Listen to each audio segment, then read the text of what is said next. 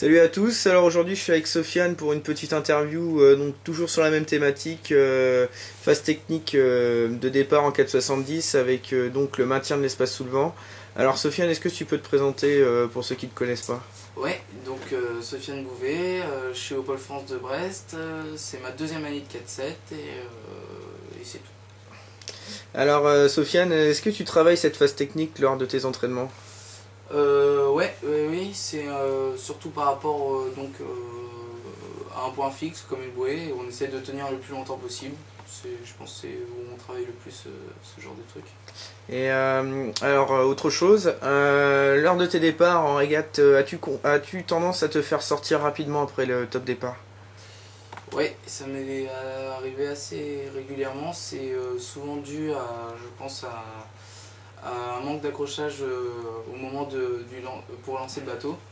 Je pense, ouais, ça m'est arrivé assez souvent. Tu veux dire que donc être statique sur une ligne de départ vaut mieux pas être, Ouais. au risque de déraper quoi, vaut Ouais, mieux. tout le temps être en recherche de l'appui du D'accord, bateau. avec un petit fond de vitesse Ouais, à chaque toujours fois. un petit fond de vitesse. D'accord, donc à quel endroit tu trouves que c'est le plus difficile de maintenir son espace sous le vent?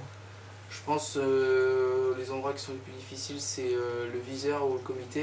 Donc, en fait, le côté favorable de la ligne où souvent il y a le plus de personnes et où il y a le plus de densité de flotte, quoi.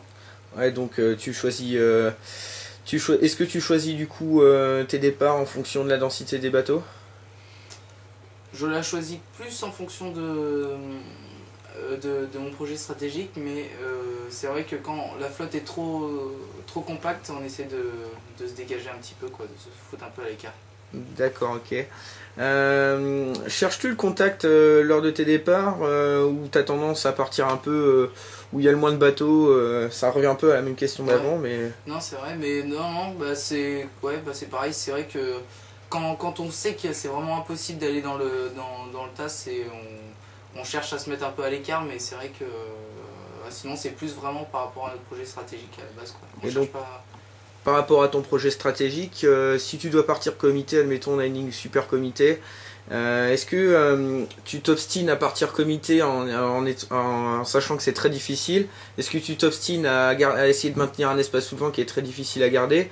Ou alors est-ce que tu vas avoir tendance à quand même te dégager un petit peu pour pouvoir prendre un départ plus sereinement? On a, vu comme ça, on a plus tendance à se mettre plutôt juste en dessous du paquet et de partir à peu près sereinement, donc perdre un petit peu de gain de ligne, mais pour pouvoir gagner son départ que l'inverse, quoi. Donc et du coup ça veut dire que est-ce que comment dire si tu ne parviens pas à maintenir ton espace sous le vent, quelle est ton attitude du coup?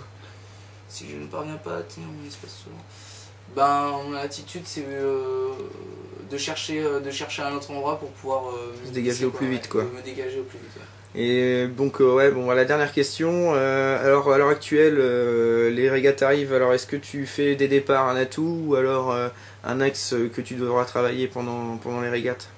Pour l'instant j'en fais un atout, mais sachant qu'on était aux derniers entraînements, on était une quinzaine de bateaux, pardon, et j'en fais un atout. Mais après on verra comment ça se passe, tout ce qu'on a fait comme travail. Bon bah merci Sofiane. Donc c'était la dernière interview vidéo sur cette question. Donc je vous retrouve très bientôt sur une autre vidéo. Salut.